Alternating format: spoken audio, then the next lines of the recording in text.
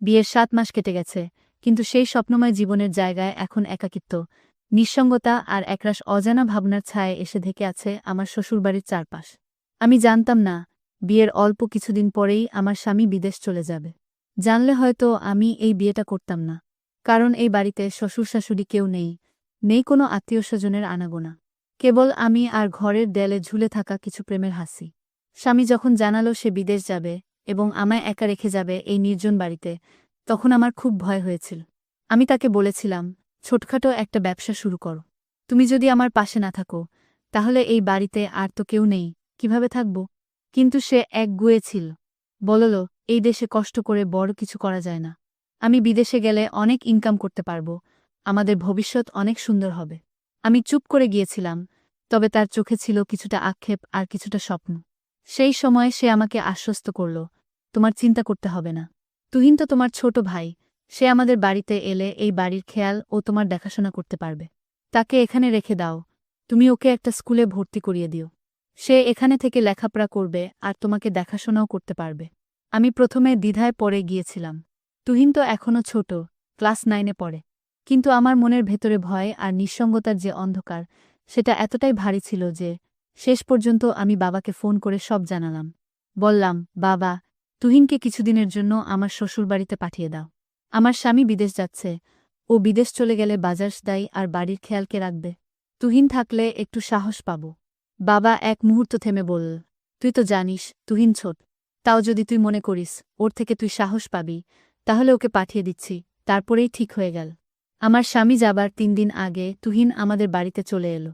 হালকা ব্যাগ, বিখাতা আর চোখে কিছুটা কৌতূহল, কিছুটা দায়িত্ববোধ নিয়ে সে ঢুকল বাড়িতে। আমাকে দেখে বলল, আপু, আমি আছি। তুমি কোনো চিন্তা করো না। দুলাভাই যাক, তুমি চিন্তা করো না।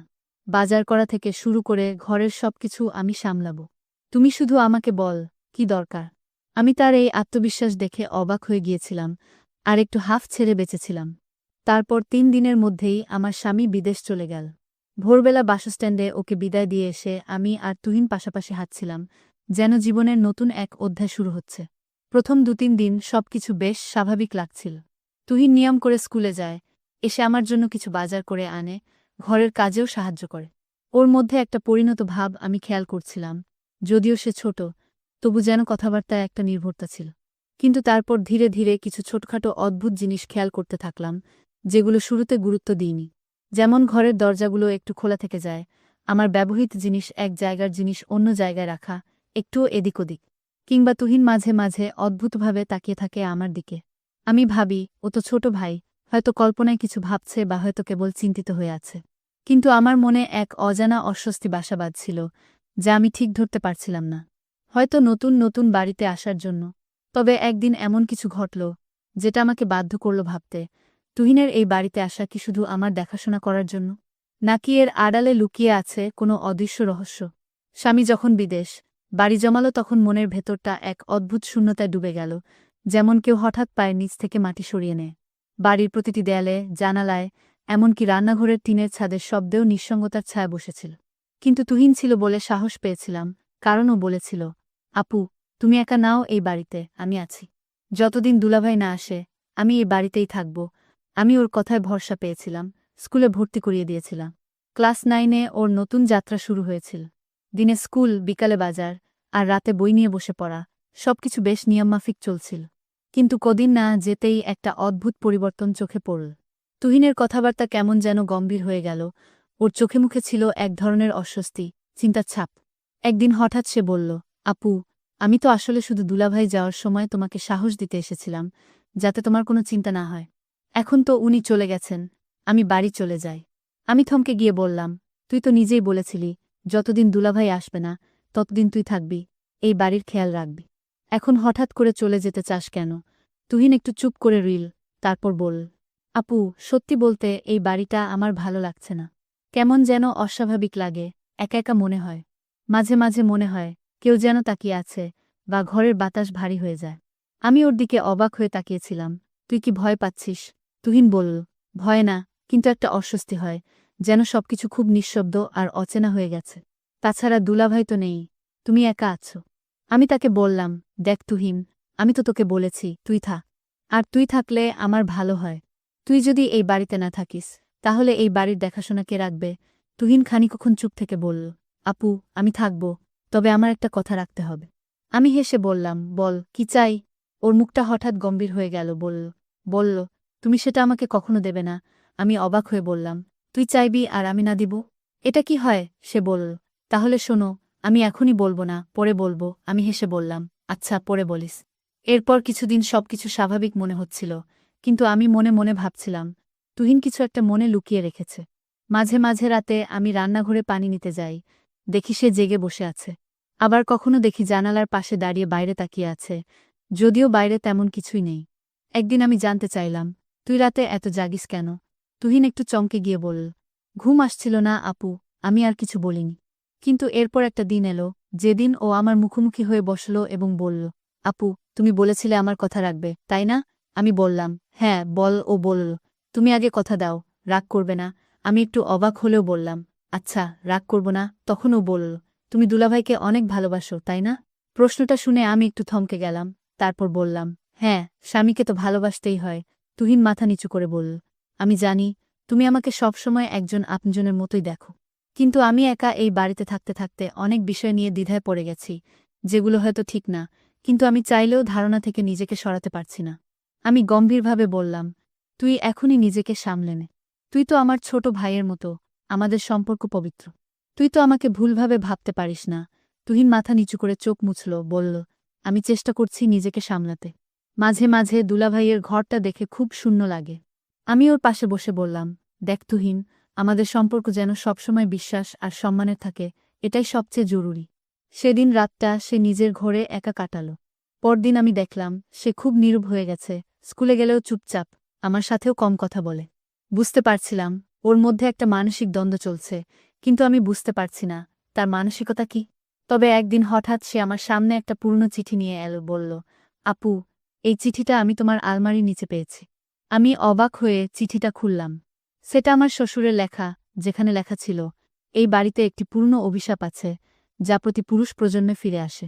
এই ঘরের কেউ দীর্ঘদিন একা থাকতে পারে না, কিছু অদ্ভুত ঘটনা ঘটতে থাকে, যা মানুষকে মানসিকভাবে দুর্বল করে ফেলে। আমি চিঠিটা পড়ে কেঁপে উঠলাম। তুহিন বলল, আপু, আমি হয়তো তাই আজকাল অস্বাভাবিকভাবে ভাবছি। এসব হয়তো আমার নিজের ইচ্ছা নয়, বরং এই পরিবেশের প্রভাব। তখন আমি ওকে বললাম, তুই দোয়া পড়বি, মন শক্ত রাখবি। আমি তোকে কখনো একা ছেড়ে দিতে পারি না। সেই মুহূর্তে ভাবলাম, তুহিনের কথার পেছনে হয়তো শুধু মানসিক দ্বন্দ্ব নয়, এই বাড়ির এক গভীর রহস্য জড়িত। সেদিন সন্ধ্যাবেলায় স্কুল থেকে ফিরে তুহিন সরাসরি নিজের ঘরে চলে গেল। প্রতিদিন যেমন হাসিখুশি ছিল, স্কুলের গল্প শোনায়, সেদিন তার কিছু ছিল না। দরজা খোলা রেখেই সে বিছানায় শুয়ে পড়েছিল। আমি তখন রান্নাঘরে নাস্তা বানাচ্ছিলাম। হঠাৎ মনে হল, আজ যেন অদ্ভুত একটা নীরবতা পুরো বাড়ি জুড়ে, কেমন যেন থমথমে। আমি ওর ঘরের দরজায় দাঁড়িয়ে বললাম, তুহিন, কিরে, আজকে এত চুপচাপ কেন? শরীর খারাপ লাগছে? তুহিন চোখ বন্ধ করে হালকা স্বরে বলল, হ্যাঁ আপু, শরীরটা খুব খারাপ লাগছে, বিশেষ করে মাথাটা ভয়ানক ব্যথা করছে। আমি বললাম, চিন্তা করিস না, আমি তো আছি। একটু মাথায় মালিশ করে দেই, ওষুধ দেই, সব ঠিক হয়ে যাবে। ও কিছু বলেনি, চোখ বন্ধ রেখেই কেমন যেন স্থির হয়ে রইল। আমি আলমারি থেকে মাথা ব্যথার ওষুধ বের করে এনে এক গ্লাস পানি দিলাম। তুহিন না বলে সেটা খেয়ে নিল। আমি বুঝতে পারলাম ওর সঙ্গে কোনো মানসিক চাপও লুকিয়ে আছে ওর মনের ভিতরে। তুহিন বলল, আপু, জানো, মাঝে মাঝে মনে হয় আমার মাথার ভেতর খুব ভারী হয়ে যায়, শুধু ব্যথা না, যেন কেউ ভিতর থেকে ডাকছে। অচেনা এক কণ্ঠস্বর। আমি অবাক হলাম, মানে? তুই কাকে বলতে চাচ্ছিস? তুহিন চোখ খুল না বলল, বুঝাতে পারি না, আমি ঠিক জানিও না কে। তবে রাতে ঘুম ভেঙে দেখি দরজা খোলা থাকে, জানালা থেকে বাতাস ঢুকে, আর মনে হয় কেউ ঘরের বাইরে দাঁড়িয়ে আছে। আমি ভয় পেয়ে বললাম, তুই এসব কি বলছিস? তুহিন, কারো পায়ের শব্দ, ছায়া বা এমন কিছু কি তুই দেখেছিস? তুহিন চোখ খুলে বলল, না, আমি দেখিনি, কিন্তু মনে মনে ভাবি, কেমন যেন একটা ছায়া অন্ধকারে দাঁড়িয়ে থেকে তাকিয়ে থাকে। এমনও হয় যেন কেউ আমার নাম ধরে ডাকছে। তখন ঘুম ভেঙে যায়, আমি চুপ করে গেলাম। এরকম কথা আগে সে কখনো বলেনি। মনে মনে ভাবলাম, হয়তো তুহিনের মাথায় কোনো ভয়ের ছাপ কাজ করছে, অথবা পড়ালেখার চাপ, বাড়ির নিঃসঙ্গ পরিবেশ, এসবই ওর মানসিক অবস্থায় প্রভাব ফেলছে। তারপর আবার মনে পড়ে গেল, তুহিন তো বলেছিল কিছু একটা বলবে আমাকে, যেটা এখনো বলেনি। আমি জিজ্ঞেস করলাম, তুহিন, শোনো, তুই তো সেদিন বলেছিলি যে আমার সঙ্গে একটা কথা বলবি, যেটা খুব গুরুত্বপূর্ণ। আমি এখনো শুনিনি, তুই বলিসনি কেন? তুহিন চোখ সরিয়ে জানালার দিকে তাকালো, বলল, সময় হলে বলবো আপু, এখন বললে হয়তো তুমি বুঝবে না। আমি বললাম, আমি তো তোকে কথা দিয়েছিলাম, রাগ করব না। তুই চাইলেই বলতে পারিস। তুহিন মাথা নিচু করে বলল, তোমার বিশ্বাস হারিয়ে ফেলতে চাই না আপু, সেই কারণেই বলিনি এখনো। আমি বুঝে গেলাম, তুহিনের মনে কিছু চলছে, হয়তো নিজের ভাবনা, মানসিক দ্বন্দ্ব বা অতীতের কিছু ঘটনা, যেটা সে বলতে চায় কিন্তু ভয় পাচ্ছে। আমি তখন আর জোর করলাম না, বললাম, আচ্ছা, সময় হলে বলিস। তবে নিজের মধ্যে পুষে রাখিস না, কষ্ট হয়। তোর সেটা আমিও বুঝি। তুহিন ধীরে ধীরে ঘুমিয়ে পড়ল। আমি ওর পাশে বসে চুপ করে ওর মুখের দিকে তাকিয়ে রইলাম। ছেলেটা বড়ই অদ্ভুত হয়ে যাচ্ছে, কিছু একটা লুকিয়ে রাখছে, অথচ সেটা তাকে কষ্ট দিচ্ছে, মানসিকভাবে ভেঙে দিচ্ছে। রাত বাড়ছিল, বাইরে হালকা বৃষ্টি শুরু হয়েছিল। আমি উঠে গিয়ে জানালাটা বন্ধ করলাম, তারপর ঘর থেকে বের হয়ে চলে আসলাম আমার ঘরে। রাত 2টো নাগাদ হঠাৎ ঘুম ভেঙে গেল আমার। ঘরের জানালার বাইরে কুকুরের ডাকে ঘুম ভেঙেছিল, তারপর একটা চাপা শব্দ পেলাম, তুহিনের ঘর থেকে যেন কারো কান্নার শব্দ। আমি দ্রুত উঠে গিয়ে ওর ঘরের দিকে গেলাম। দরজাটা আধা খোলা ছিল, আমি ভিতরে গিয়ে দেখলাম, তুহিন বিছানায় বসে কাঁদছে। আমি বললাম, তুহিন, কি হয়েছে রে? দুঃস্বপ্ন দেখেছিস? তুহিন মাথা নিচু করে বলল, আমি ঠিক আছি আপু, একটু কষ্ট হচ্ছিল, নিজের উপর খুব রাগ হচ্ছে। আমি ওর পাশে গিয়ে বসে বললাম, তুই একা কষ্ট পাবি না? আমি তোর বড় বোন, তোর কি হয়েছে আমাকে বল। তুহিন আমার দিকে তাকিয়ে হালকা হাসল, তবে সেই হাসিতে ব্যথা লুকিয়েছিল। সে বলল, আপুর মতো কেউ পৃথিবীতে নেই, যাকে সব বলা যায়। কিন্তু সব বলা যায় না বলেই সবচেয়ে কাছের মানুষটাকেই কষ্ট দিই। আমি চুপ করে ওর কথা শুনলাম। যাই হোক, তুই তো জানিস আমি তোকে কত ভালোবাসি। আমি জানি আপু, তুই আমার মায়ের মতো, তুই আমার ভাইয়ের মতো। তুহিন চোখ বন্ধ করল, বলল, এই কথাটাই সবচেয়ে বেশি শক্তি দেয়, আবার কষ্ট দেয়। আমি তখন বুঝে গিয়েছিলাম, তুহিনের মনের ভেতরে এক ধরনের দোটানা চলছে, সময় হলে সে নিজেই বলবে, কিন্তু আপাতত ওকে সাহস আর আশ্বাস দিয়ে পাশে থাকতে হবে। নিজের তুহিনের কষ্টের গভীরতা বুঝতে পেরে আমি ওর পাশে বসে আর কিছু বললাম না। আমার বিশ্বাস, ও একদিন নিশ্চয়ই আমাকে সব বলবে, যখন নিজের সাহস জোগাতে পারবে। আপু, আসলে আমি তোমাকে যে কথাটি বলতে চেয়েছিলাম, সেটি হলো, আমি বাড়িতে থেকে চলে যেতে চাইছিলাম না, আমি বাড়িতে থেকে চলে যাওয়ার অভিনয় করছিলাম। আমি তোমাকে পরীক্ষা করেছিলাম, যে তুমি আমার বড় বোন, কতটা আমাকে খেয়াল রাখো। কিন্তু আপু, আমি একটা বিষয় বুঝতে পারলাম, আসলে আমি তোমাকে কোনো কথাই বলতে চাই না, এটা আসলে আমি এমনি বলেছিলাম, দেখি তুমি কি করো। কিন্তু তুমি এটাই প্রমাণ করলে যে, ভাই বোনের সম্পর্ক সারা জীবন যেন পবিত্র থাকে, এবং এই সম্পর্ক যেন কোনোদিন শেষ না হয়ে যায়। আর তুমি এমনভাবে আমার দেখাশোনা করেছ, সেটা নিজের মায়ের মত। আসলেই তুমি একজন সত্যিকারের বোন, যার কোনো তুলনা হয় না। পরদিন সকাল, সূর্যের নরম আলো ঘর ভর্তি করছিল। তুহিন যে একটু হালকা লাগছিল, কিন্তু ওর চোখে সেই দৃষ্টির ছায়া মুছে যায়নি, ওর মধ্যে এখনো লুকানো সেই গল্প, সেই বেদনাই জ্যান ছিল। আমি ওকে খাওয়াতে নিয়ে আসলাম, ওর প্রিয় প্যানকেক আর চায়ের কাপ হাতে দিয়েছিলাম। তুহিন ধীরে ধীরে খেতে লাগল। এভাবেই আমাদের গল্প শেষ হলো, এক ভাইবোনের অটুট বন্ধন, যেখানে ভালোবাসার বোঝাপড়াই ছিল সবচেয়ে বড় অস্ত্র। জীবনের যে কোনো ঝড়কে আমরা একসাথে মোকাবেলা করব, কারণ আমরা পরিবার। বন্ধুরা, আজকের গল্পটি এখানেই শেষ করলাম। যদি গল্পটি ভালো লাগে, তাহলে অবশ্যই আমার চ্যানেলটিকে সাবস্ক্রাইব করে পাশে থাকবেন। ধন্যবাদ।